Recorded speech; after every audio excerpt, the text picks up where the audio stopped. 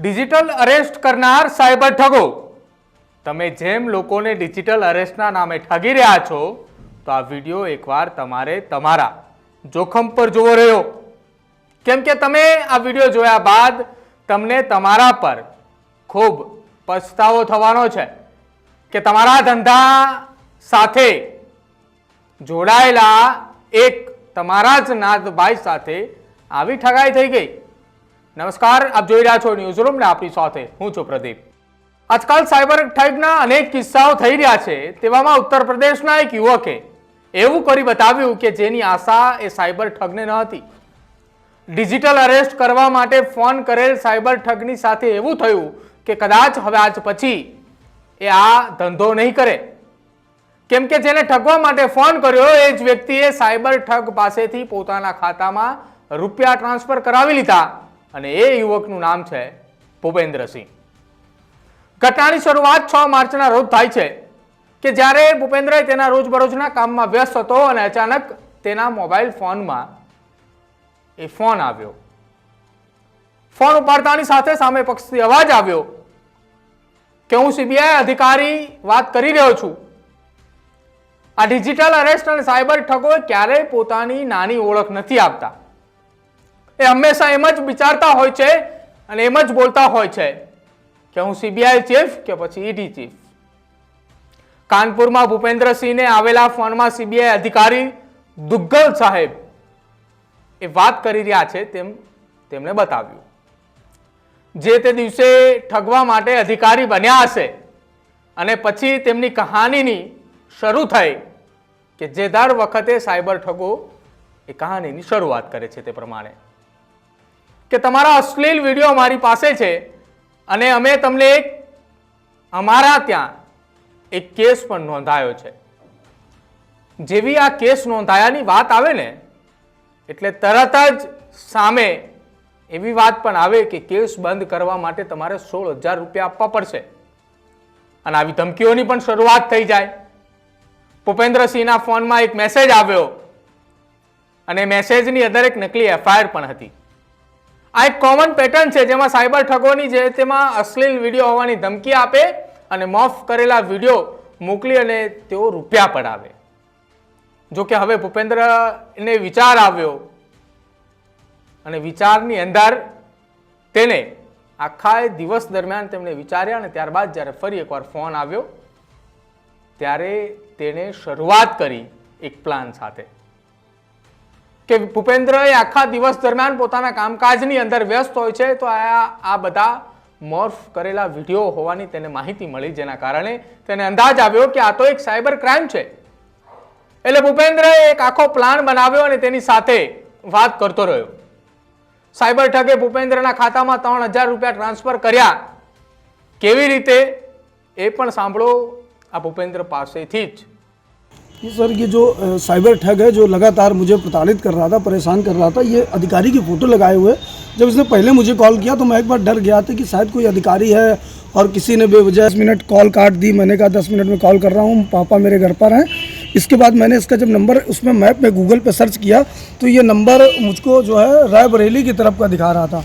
इसके बाद इसने मुझे, जब मैं कंटिन्यू बात करता ना, इसने मुझे IFC कोड लगाया। IFC कोड के बाद जब मैंने देखा तो इसका IFC कोड नंबर भी रायबरेली का दिखा रहा था। और इसको मैंने जब अपने लगातार झांसे में लिया तो इसने बताया कि मैं कानपुर के कैंडा गांव का रहने भेजा था। ये लेटर है, ये मुझे लेटर भेजा था। इस पर लिखा है इसमें कि आपके खिलाफ मुकदमा है और गूगल पे इस लेटर के बारे में लिख के आया कि ये एक फेक लेटर है और इस तरीके का लेटर, ये फर्जी पूरा लेटर है।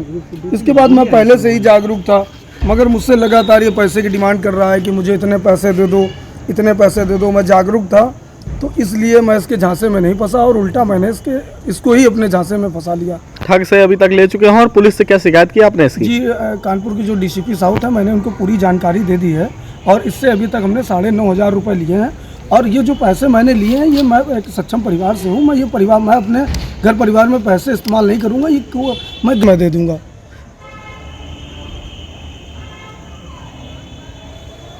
ये इसमें एक किसी पुलिस अधिकारी की फोटो भी लगी हुई है। ऐसा जब आपने देखा तो क्या आपको घबराहट हुई? सर, मेरी जगह और भी कोई होता तो भी डर जाता, क्योंकि जिस तरीके की ये फोटो लगाए हुए हैं वो एक अधिकारी है और कहीं ना कहीं पुलिस प्रशासन के लिए ये भी है कि नहीं।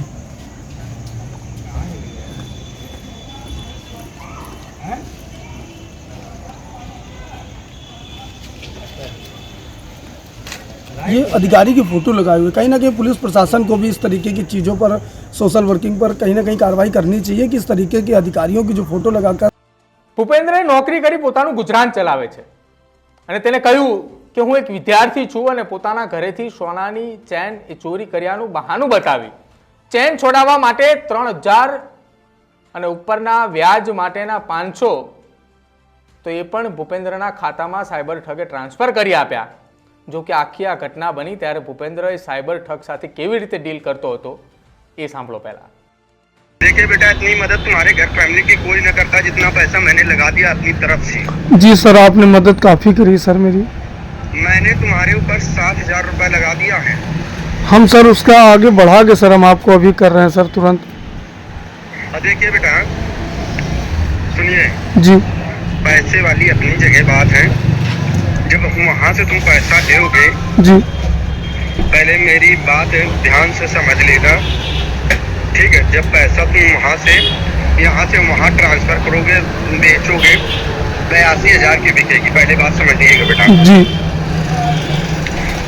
मैं तुम्हारा यही है ना सोचना कि मैं तुम्हारा पैसा खा जाऊंगा, समझ में आ रहा है? આ ભૂપેન્દ્રસિંહની આ ઓડિયો ક્લિપમાં વાતચીત દરમિયાન પહેલી જીત તેની થઈ ચૂકી છે, કેમ કે તેના ખાતામાં પહેલા 3000 અને ત્યારબાદ 500 રૂપિયા ટ્રાન્સફર થયા। હવે વાત આવી 9 માર્ચના રોજની, જ્યાં ફરી એકવાર ભૂપેન્દ્રસિંહને ફોન આવે છે અને ભૂપેન્દ્રને તેની બનાવેલી કહાનીનો બીજો ભાગની શરૂઆત થઈ અને કહ્યું કે સોનાની એ ચેન લઈ લીધી છે અને કહ્યું કે તારા હજુ 18 વર્ષ પૂરા નથી થયા એટલે તારા મમ્મી પપ્પાને લઈને આવજે, કેમ કે તું હજી નાબાલિગ છે। અને આ વાત ભૂપેન્દ્રસિંહને એ સોનીના વેપારીએ તેને કહી, એવી વાત તેને સાયબર ઠગને કરી।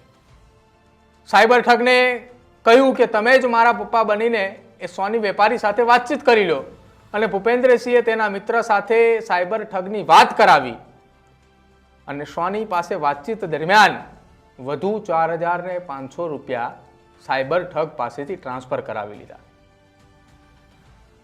હવે આખા આ કેસની અંદર એ જે બીજા 4,500 રૂપિયા ટ્રાન્સફર કરાવ્યા તે કઈ રીતે કરાવ્યા, તેની અંદર શું કઈ વાતચીત થઈ એ સાંભળો। तुम्हारे पास है ना, तुम्हारे पास है पैसा। नहीं सर, हम आपको पैसा दे देंगे। आपने सर इतनी हेल्प मेरी करी है सर। पहले मेरी बात सुनिए राजू। जी सर। हेलो, जी जी हेलो। ये बोल रहे हैं राजू।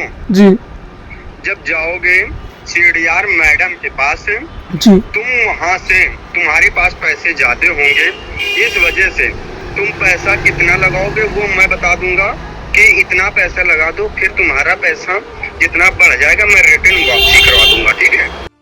હવે આ કેસની અંદર એક ટ્વિસ્ટ આવે છે અને ટ્વિસ્ટ 10 માર્ચના રોજ ફરી એકવાર સાયબર ઠગનો કોલ આવ્યો અને ભૂપેન્દ્ર પાસે તેને આપેલા 7,000 રૂપિયા અને સાથે ખોટો કેસ બંધ કરવા માટે જે રકમ 16,000ની માંગણી કરી હતી તે ફરી એકવાર કરી અને ભૂપેન્દ્રસિંહને ધમકીઓ આપવાની શરૂઆત કરી અને ભૂપેન્દ્રએ તેનો નવો પ્લાન કર્યો અને કહ્યું કે જે સોનાની ચેન સોનાના વેપારી સુધી પહોંચાડવાની વાત હતી એ સોનાની ચેન જો તે લોન પર મૂકે તો તેને 1 લાખ કે તેથી વધુની લોન તેને મળી શકે છે, પરંતુ આ લોન લેવા માટે તેને પ્રોસેસિંગ ચાર્જ પેટે 3,000 રૂપિયા જોઈએ છે।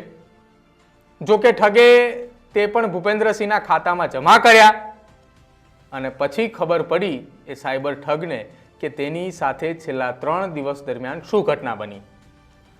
જે ઠગ એ ઠગાઈ કરવા નીકળ્યો હતો તે જ ઠગાઈ ગયો અને પછી તેના રૂપિયા પાછા લેવા માટે ફોન કરીને શું કહી રહ્યો છે એ પણ સાયબર ઠગે જે દલીલો કરતો હતો કે હું સીબીઆઈ અધિકારી છું એ હવે અંતમાં તેમના પતિ અને તેના બાળકોની શિક્ષણની ફી માટેની વાતચીત કરતો સાંભળવા મળશે, એ પણ સાંભળો।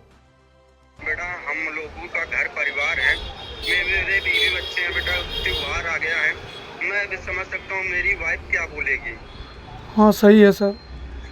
अगर मेरे लड़के बच्चे पढ़ाई लिखाई कर रहे हैं बेटा, मैडम मेरे 3,000 रुपए मेरे पास लास्ट बचे थे, मेरी वाइफ नहीं दे रही थी, कभी 2 झापड़ लगा के पैसा तुम्हारे पास लगा के आया क्योंकि तुम्हारा जीवन करियर खराब हो रहा था। अरे नहीं सर, आपने मेरी बहुत हेल्प करी है सर। जाइए बेटा, फटाक दे जाइए। जी। मैं व्हाट्सएप नंबर बता देना जिसपे वो चेक कर ले।